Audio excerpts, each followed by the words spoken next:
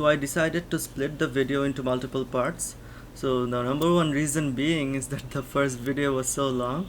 So we discussed about the abstract, and before that there was some preliminary talks about how I write notes, how I take notes, and some introduction there.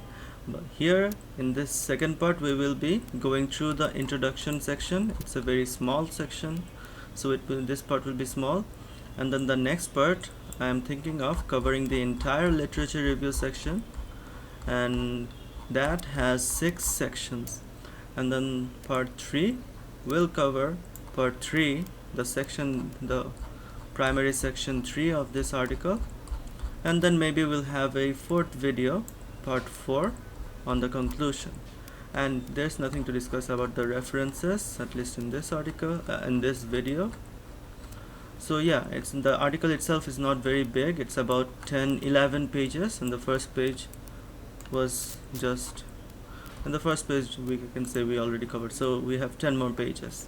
So bear with me. Another reason why splitting the videos into multiple parts may be good is that you can pick and choose to rewatch or even watch for the first time which section you're having trouble on.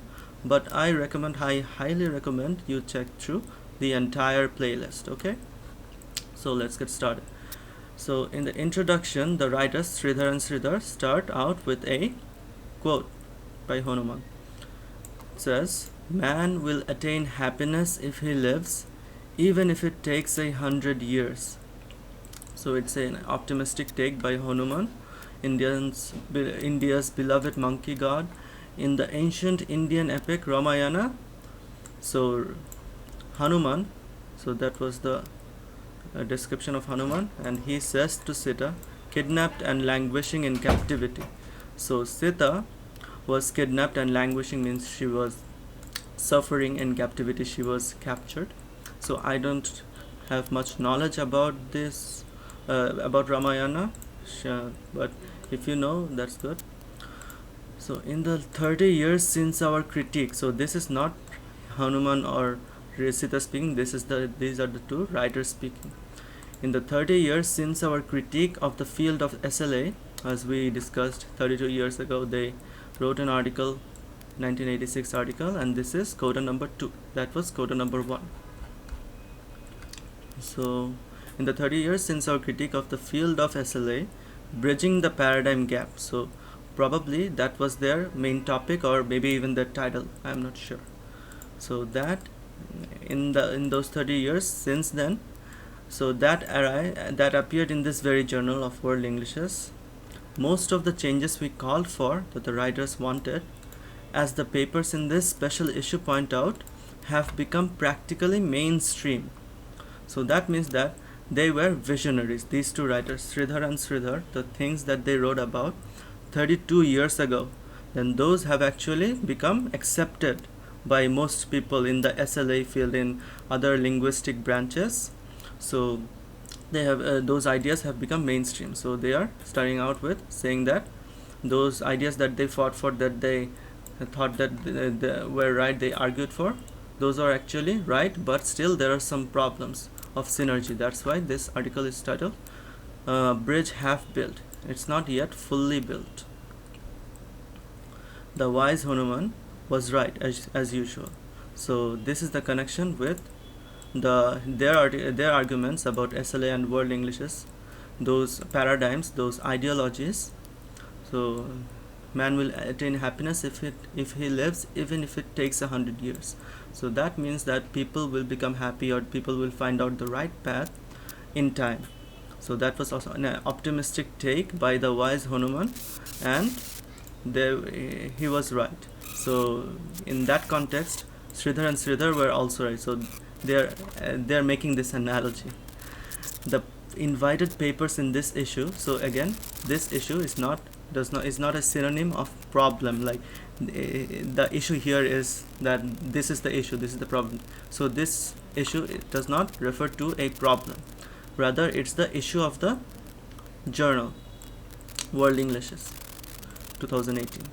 So the invited papers in this issue, all the papers that have been written in this issue of the World Englishes journal, all by distinguished scholars, together provide a valuable audit of the field of SLA. So we all know what audit is. It's like an inspection, a formal investigation about whether something is right or something has been done responsibly, like whether there has been any money laundering or things like that. So investigation. So the writers are writing here that the different scholars besides them who are writing in this issue, they are also evaluating, they're also verifying whether the field of SLA as it stands right now, its history and evolution, founding assumptions and methodologies, its ontologies. Ontologies means existence is the it's a philosophical term, so that means here it means its founding principles. So, and explanatory scope and limitations in relation to the challenges, contributions, as well as limitations of the world English's paradigm. So these are the things that are talked about in the issue, in the world English's issue of 2018, this issue. So we don't have to dissect this line here. The writers are just explaining, mentioning the types of things that the issue is talking about, and how their topic of a bridge half built between SLA and world English is also and it's also so much relevant to this issue.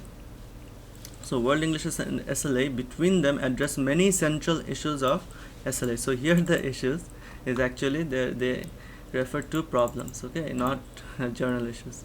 These include: what is the theory of language and communication that underlies the study of SLA? So the theory of language and communication, how people learn language or use language and communicate. So these are important. And second, how does this theory, the theory that is established or the theory that is dissected, and how does this theory apply to the special case of a global language such as English? So whenever we talk about world Englishes, so it's natural that we are talking about English as a global language, right? Like English, we speak English in Bangladesh a little bit differently than people speak English in India, and much more differently than people speak English in England, Australia, New Zealand. So there are differences in the way that we speak English. So there are differences in pronunciation, in vocabulary, in sentence structure.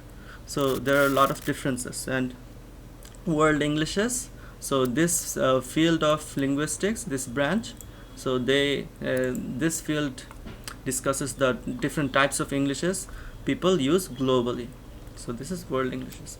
So how it's related to SLA is that what is the theory of SLA that can explain the theory of language and communication, of how people communicate, of how they acquire a language, and this is extremely relevant to how people use English worldwide. So it's obvious. What are the diverse types of contexts in which English is learned and used? Self-explanatory. Who are the acquirers? Means who are the people who acquire the language, and with whom these languages used, and to what ends? So this means that who learn the language and who use the language after learning them with, like you learn it, you use it with your friends or at school, at college, at university, or at work. So these two categories are these two. And then to what ends? Ends here means not ends like at the end of something. Here ends refer to results. Like there is a saying like means and ends. These two terms, means refer to the way you go about doing something, like the process or the tool you use. That is the means. Those are the means. And the ends, or the end is singular. The end is what? The result you get. The ends, when it's plural, ends, the results with an S. So ends refer to means, and ends refer to results or purposes. So who acquire the language, who use the language they acquire to communicate with, and to what results, to what functions. What are the implications? Implications mean that what are the consequences of studying the acquisition of language, of how language is acquired or how language is learned, that has far more non-native speakers than native speakers. So as I said earlier in the first part of this video, that there are about twice as more non-native speakers of English than native speakers. And this statistic is not, it's just an estimate. It can be even higher. Like it could be that there are thrice as much, 3 times as much as people who speak English as a second language or a foreign language than people who speak English in their first language as their first language. How representative are the contexts of acquisition used in the studies relative to the proportion and types of learners and users globally? So this is a big sentence. Representative means that how whether the contexts are so when we say something is representative, it means that when we calculate a sample, when we look at someone, like for example, you look at 5 students of a class, and do those 5 students represent the diverse qualities, the diverse characteristics of the entire class? For example, there could be 40 students, and you select 5 and experiment or just do interviews with them. Are those 5 do those 5 students represent all the variations, or at least the maximum of the different qualities? So you shouldn't take all 5 students of equal caliber, of equal CGPA, or if equal grades. Like if all 5 students are A grade students, then the selection, then the sample is not representative. But if the 5 students are, one gets regular straight A's, another is may get A or B, and another always fails or mostly fails. So if you vary your selection, then it's representative. So here it says how representative are the contexts of acquisition used in the studies. So how representative are they? Like the research studies that are conducted to see how people acquire language. So how representative are they relative, so that means in relation to or in comparison to the proportion and types of learners and users globally. So you cannot say that American children acquire a second language this way. That means that Australian children also acquire this the same way. No, you cannot say this, because American people and Australian people may have and do have different contexts, because of their geography, their social conditions, and these are 2 first world countries. What about second world, third world countries? Like, can you say that Australian children, the way they learn a second language, for example, they learn French or they learn even Bangla, can we say that the way they learn Bangla is the same as we learn English? No, because the contexts are extremely different, so they are not representative. We cannot say that an Australian child's second language acquisition is representative of a Bangladeshi child's second language acquisition. Okay, I hope that's clear. What is the role of the language being acquired in relation to the learners and users' first and other languages? So here this means is that the role of the language so the language that is being learned, for example Bangla or English, that is being acquired, that is being learned in relation to the learners and users' first and other languages. Okay, so perhaps most of you know that Bangla and Hindi and at least Hindi and Urdu, they are very similar languages. Much vocabulary, much sentence structure, much of it is same, even the way they write. So much of it is same. So if a Bangladeshi tries to learn Hindi, he or she will pick it up very, very easily, very much easier than if he or she wanted to pick up or learn Japanese or Korean or Chinese. So there are many reasons for that. So we can just think of it like this, that some languages are more comparable to one another than other languages. So here it says that what is the role of the language being acquired, the language that is being learned, is it relevant to the user's first or other languages? For example, we know English and we know Bangla, so if we decide to learn Hindi, it will be easier for us because it is similar to one of our languages that we speak, which is Bangla.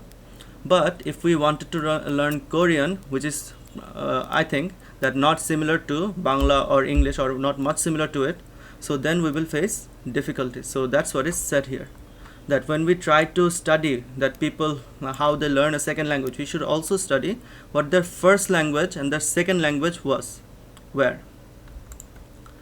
That is the relationship between second language acquisition and bilingualism and multilingualism.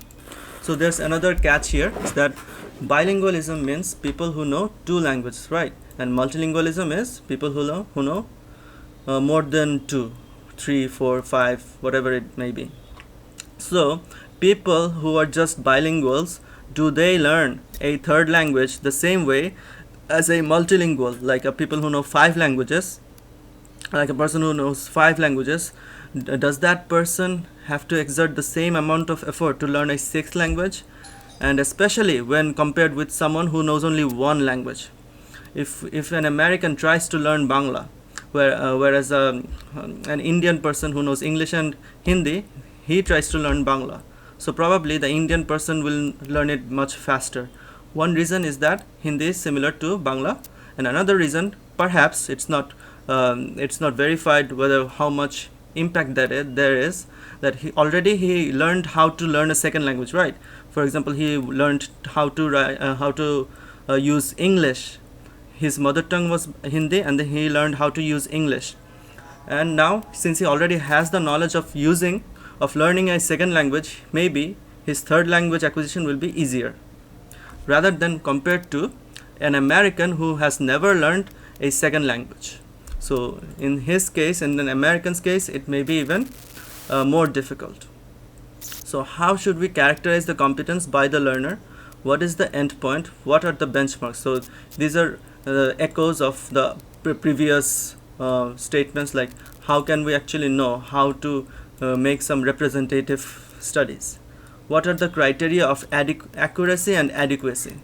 Accuracy we all know, and adequacy means enough, like substantial. Is it sufficient? Like how much practice, how much language acquisition, like how much language skills are considered adequate? Would you consider someone who can only read? For example, I can read in Arabic but I can't speak it. So is that adequate knowledge? Can you consider me to have Arabic as a second language, as a third language, or as a fourth language? Probably not. And for example, if one person can only speak in English up to this point, up to this amount, that he or she can only communicate the bare minimum with a foreigner, but he or she cannot write a single, even his or her name in English, do we consider him or her an English speaker? So those are some questions. What processes are involved in this acquisition? Like how does someone learn a language? What is the relationship between cognitive processes and communicative strategies? Cognitive refers to our brain. So how does our brain come into this? And communicative strategies, how we have strategies regarding communication. Sometimes we speak louder, sometimes we speak slowly, sometimes we speak faster. And when we're speaking to an adult or a teacher, we try to be more formal, we try to be more respectful. And what are the differences between using English in a globalized context and using it as an intranational lingua franca? So lingua franca means a common language. Let me take a note here. I know this, but for your convenience, common language. And whenever we see something intra or inter, we should know that intra refers to within and inter refers to across. So intranational refers to within the nation or within the intranational,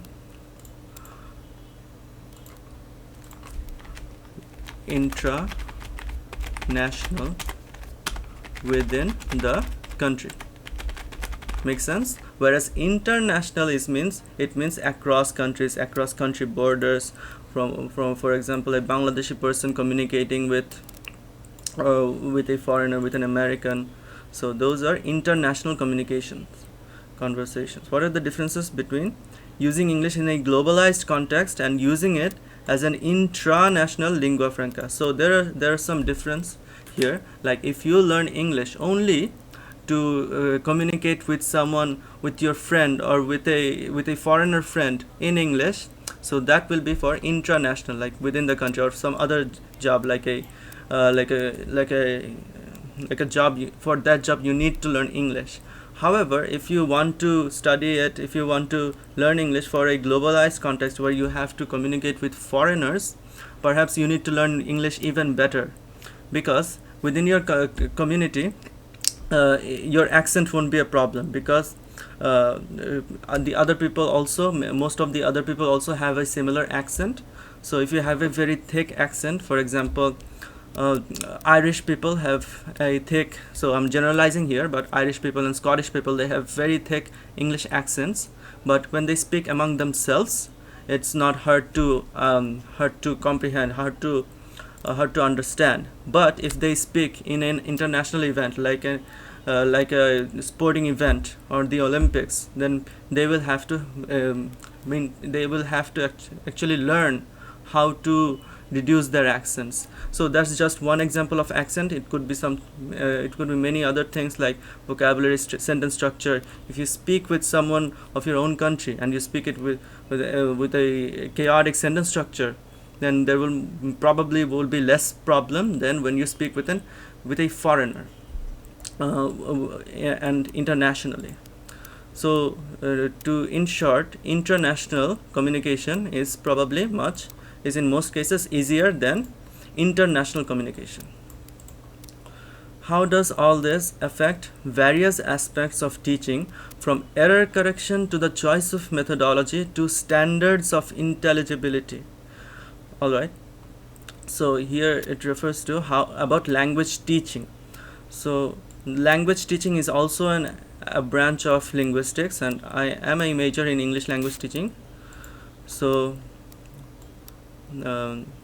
how does all this affect, how does all this information, like after knowing all this, like people are they learning it for international or intranational purposes, and what criteria do we consider to have for someone to have good English skills? After knowing all this, how does this influence language teachers? From error correction, like if someone is only learning English for a specific purpose, for example, someone is learning English to be a pilot for aviation purposes, so he or she will need to have some vocabulary related to aviation, right? For example, the word aviation itself, many people may not know what that means. It refers to like that field of knowledge about airplanes, aircraft, and there are of course many other words and other terms that are esoteric or specialized for that field. For example, in literature we have foreshadowing, we have metaphor, simile. Other people may not be aware of these, though I gave some common examples. There are many more: connotations, denotations, so things like that. So a person's specific goal for learning a language, so that will play a factor of error correction. So as a teacher, should you or should other people correct every error that they see? Probably not, most probably not, because the goal matters here. If the student does not intend to become a quote-unquote master language user, then there is no reason to correct everything, and that will only overwhelm him or her. To the choice of methodology. Methodology means the way you do something, the teaching techniques. To standards of intelligibility. So as I said, if a person with a thick Irish or Scottish accent speaks to us or speaks to Americans, then they will not be totally intelligible. So intelligible means being able to understand, to be comprehended. So I'll write here being able to be comprehended. Comprehended means understood. So if they speak in a thick accent, they may not be intelligible or be able to be comprehended or be able to be understood.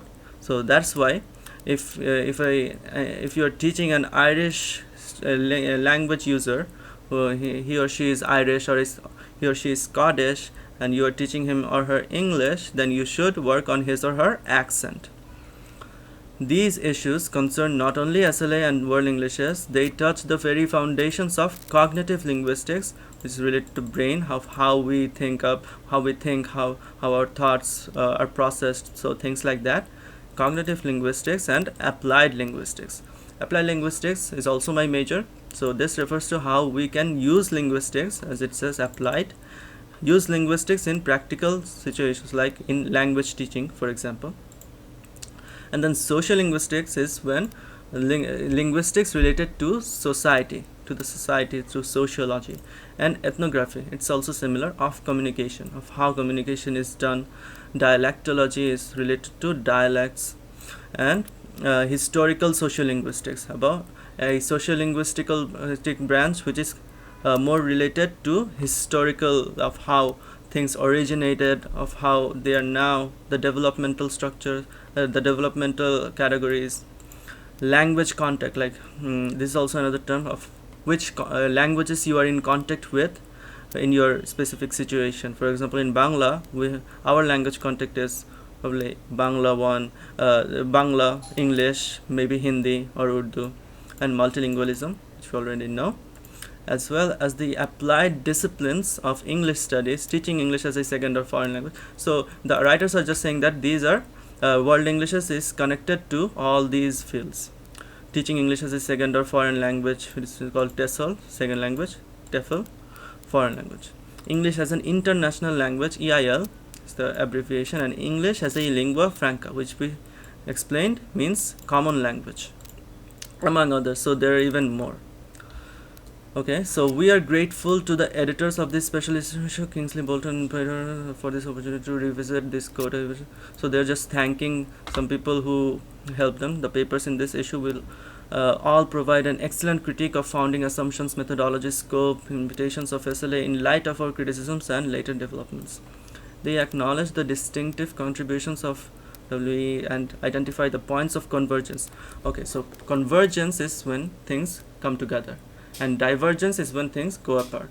So here convergence means when people, or when ideas come together and a bridge is a gap is bridged.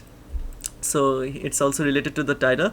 So when different theories of different fields come together, that is called convergence, which is what they're talking about, that WE or world Englishes is it has influenced SLA a lot. It has its theories have converged with SLA theories and have impacted SLA theories to converge with WE. Where was I? Okay, and identify the points of convergence that can contribute to the bridging of this paradigm gap. So that's what I just said, that these writers Sridhar and Sridhar want to bridge this gap of paradigms. Paradigms means an established or a shared ideology, a shared set of beliefs. Like for example, it can be religion, it can be a political stance. So that paradigm in reference to SLA. So for example, one was multilingualism or monolingualism, which is better. So they want to actually bridge or converge or make things similar, make theories similar to WE. They also point out, the other writers of this issue, they also point out the areas where WE, World Englishes, has said to be wanting. Alright, so here wanting doesn't actually refer to desiring, like I want this, I want ice cream, I want toys, the child would say. So here wanting means lacking. Okay, so something that is of wanting, that is wanting means, or there is a want, it means that there is a lack of it. Okay, don't get confused about this. These remarks will be in 3 parts. So here the writers are saying that what they will do for the rest of the paper, we will first note the major areas where SLA is changing in the directions we suggested. So they've already done that briefly beforehand, and evaluating further areas of potential convergence, of how theories will even converge even more, of how the bridge will be developed even more than in the 50% half-built state. We will then address the major criticisms of the WE paradigm, World Englishes paradigm, first with reference to recent developments, like what has happened recently in the field of WE, such as super diversity and globalization. I think these terms are important, I'm highlighting them here. So super diversity of globalization, English as a lingua franca, and translanguaging. So these are the examples that are recent developments of WE, which have sometimes been portrayed as alternatives to or superseding WE. Okay, so here these terms they have become so much popular that sometimes people think that instead of saying world Englishes or studying world Englishes, they are studying super diversity in specifically, or globalization, or English as a lingua franca. So ELF, as it's already mentioned, it's already a discipline in its own right. So people are drifting to that rather, but it was actually originated from world Englishes studies. So researchers of world Englishes, they came up with these terms, but now people are thinking that world Englishes, instead of studying that as a whole, we should study these things in particular, because they are make sense even more. So that's what many researchers are saying right now. So Sridhar and Sridhar are reporting this, that many scholars, many researchers of WE are thinking that these terms, these fields are even more important, or even more makes sense even more than world Englishes in particular, which have sometimes been portrayed as alternatives too. Sometimes people, instead of studying this, they study these, or even superseding, or even they think that these are superior to world Englishes. We will show that several of the purported, means the things that are thought of, that these things, innovations were like these innovations. So Sridhar and Sridhar will show that several of these things, these innovations were in fact pioneered in WE. So they will argue that actually world Englishes, researchers of world Englishes actually spoke about this for the first time before they became popular, which strengthens WE. So they are saying that these things becoming popular, they are not taking away from world Englishes, but rather they are strengthening world Englishes, because world Englishes was, the researchers of world Englishes were responsible for the popularity of these terms. We will also answer some criticisms of Kachu's 3 circles model. As I mentioned, that Kachu's 3 circles model is very influential to world Englishes, and these writers will address some criticisms of that. So there are criticisms of Kachu's 3 circles model. We conclude with reflections on what an enriched, holistic model of SLA might look like if it incorporates all that world Englishes has to offer. So holistic means overall. Like they conclude with it, their concluding statement will be about them having some reflections of, if world Englishes, if all the aspects of world Englishes, of all the themes, if the bridge is gapped fully between world Englishes and SLA, then the situation will be a very enriched and holistic model of SLA. So the SLA, or second language acquisition, that field will become even more enriched if it takes more ideologies, more paradigms of world Englishes. Okay, so it took a lot longer than I thought to cover introduction. Okay, so I'm ending this part and beginning the new part with the second section, the impact of SLA on SLA.